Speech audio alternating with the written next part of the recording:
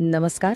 आज आपण बोलणार आहोत एका फार फार महत्त्वाच्या विषयावर, विशेषतः महाराष्ट्रातल्या आपल्या शेतकरी बांधवांसाठी. ही गोष्ट आहे सरकारच्या कर्जमाफी योजनेबद्दल आणि एक तातडीचा इशारा आहे. जर याकडे लक्ष दिलं नाही तर मोठं नुकसान होऊ शकतं. त्यामुळे पुढची काही मिनिटं नक्की लक्ष देऊ नये का? तर सरळ मुद्द्यावर येऊया. प्रश्न हा आहे की ज्या कर्जमाफीची इतकी आतुरतेने वाट पाहिली जातीये ती खरंच धोक्यात आहे का? आणि याचं उत्तर हो असू शकतं. ही शक्यता अजिबात नाकारता येत नाही. आणि असं का होतंय हेच आपल्याला आज समजून घ्यायचंय. धक्का बसेल, पण खरं हे आहे की लाखो शेतकरी या योजनेतून वगळले जाण्याचा धोका निर्माण झालाय. आणि यामागचं कारण काय? तर फक्त एकच छोटीशी गोष्ट, ती म्हणजे आपली माहिती वेळेवर बँकेपर्यंत न पोचणं.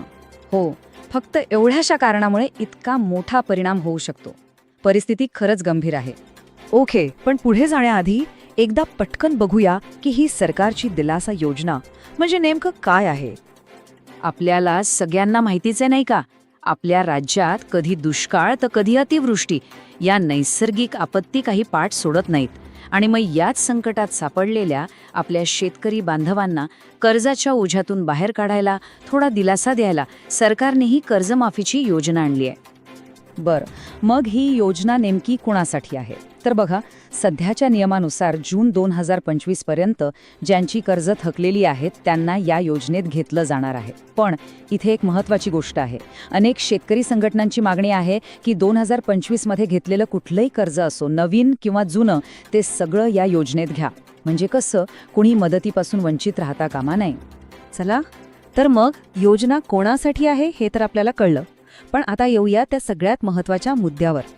अशी एक गोष्ट आहे ज्यामुळे ही सगळी प्रक्रियाच अडकून पडू शकते. आणि ती गोष्ट म्हणजे आपली माहिती. बघा, बँकांना कर्जमाफीची प्रक्रिया पुढे नेण्यासाठी काही गोष्टी तातडीने हव्या आहेत. काय काय? तर फार्मर आयडी नंबर, आधार नंबर आणि सगळ्यात महत्त्वाचं म्हणजे बँक आणि आधार कार्डशी जोडलेला मोबाईल नंबर. या गोष्टी नसतील ना तर बँकेचे हातच बांधले जातात. ते अक्षरशः काहीच करू शकत नाहीत, फाईल पुढे जाऊच शकत नाही. आणि याला दुसरा कुठलाही पर्याय नाही, हे लक्षात घ्या. जोपर्यंत ही माहिती बँकेच्या रेकॉर्डवर येत नाही तोपर्यंत कर्जमाफीची गाडी जागेवरून हलणारच नाही. एकदम सोप्या भाषेत सांगायचं तर काय, माहिती नाही तर लाभ नाही. इतकं सरळ गणित आहे. म्हणजे आता निवड आपल्याच हातात आहे. विचार करा, दोन रस्ते आहेत. एकीकडे माहिती वेळेवर दिली तर कर्जमाफीचा हक्क मिळणार, वेळेवर दिलासा मिळणार. आणि दुसरीकडे जर यात थोडा जरी उशीर झाला तर थेट अपात्र ठरण्याचा किंवा यादीतून नावच कापलं जाण्याचा मोठा धोका आहे. त्यामुळे निर्णय आता आपल्यालाच घ्यायचा आहे. आणि हा निर्णय घेण्यासाठी आपल्याकडे खूप वेळ उरलेला नाहीये, अजिबात नाही. कारण आता या सगळ्या कामाला एक शेवटची तारीख, एक डेडलाईन मिळाली आहे. आणि ती तारीख आहे 23 फेब्रुवारी. लक्षात ठेवा, 23 फेब्रुवारी. आता प्रश्न पडेल की ही 23 फेब्रुवारीची तारीखच इतकी महत्त्वाची का?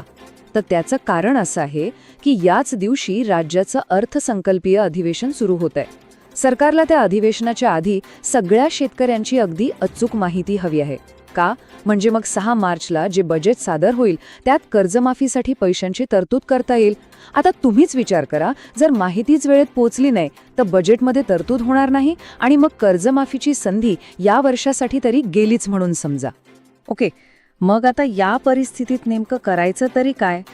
घाबरून जायचं काहीच कारण नाहीये, अजिबात नाही. कारण उपाय अगदी सोपा आहे आणि तो आपल्याच हातात आहे. पहिलं काम काय करायचं? अजिबात उशीर न करता आपल्या बँकेच्या शाखेत जायचं किंवा सोसायटीचे जे सचिव आहेत त्यांना भेटायचं. ते जी काही माहिती किंवा कागदपत्र मागत आहेत ती त्यांना लगेचच्या लगेच द्या. आणि हो, जाता जाता एक काम नक्की करा. आपण दिलेली माहिती त्यांच्या रेकॉर्डवर बरोबर नोंदवली आहे की नाही हे एकदा स्वतः तपासा. यात 1 दिवसाचाही उशीर आपल्याला परवडणारा नाहीये. पण थांबा, आपलं काम फक्त स्वतःची माहिती देऊन संपत नाही. ही गोष्ट फक्त स्वतःपुरती मर्यादित नाहीये. ही एक लढाई आहे आणि ती एकट्याची नाही, आपल्या सगळ्यांची मिळून आहे. ही एक सामाजिक जबाबदारी आहे असं म्हणायला हरकत नाही. यातली सगळ्यात मोठी अडचण काय माहितीये? की ही इतकी महत्त्वाची बातमी, ही शेवटची तारीख अजूनही गावातल्या अनेक शेतकरी बांधवांपर्यंत पोहोचलेलीच नाहीये. त्यांना याबद्दल काहीच कल्पना नाही.